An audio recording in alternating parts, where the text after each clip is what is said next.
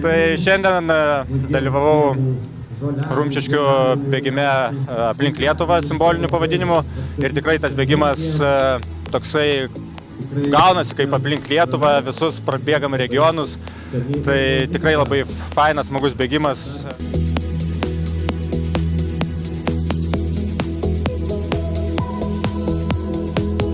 Labai džiaugiuosi tuo, kad šiemet man pavyko labai neblogų rezultatų finišuoti.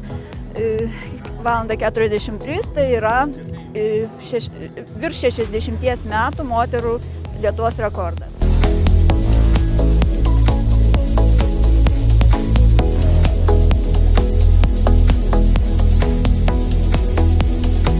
Iš tikrųjų graži šventė Rumšiškėse, kurią tikrai papuošė ir unikalus oras. Ir džiaugiuosi tuo, kad mes čia užbaigėme Lietuvos bėgimo taurės sezoną.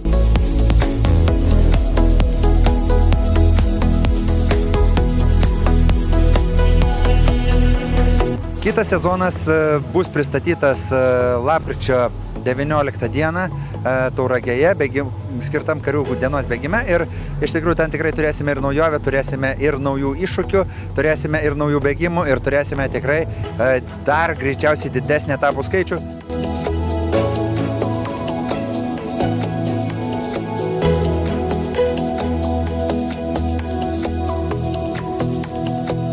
Tikrai pasistengsime pristatyti kiek galima aiškesnį, gausesnį ir naujesnį Lietuvos bėgimo taurės sezoną 24 metams.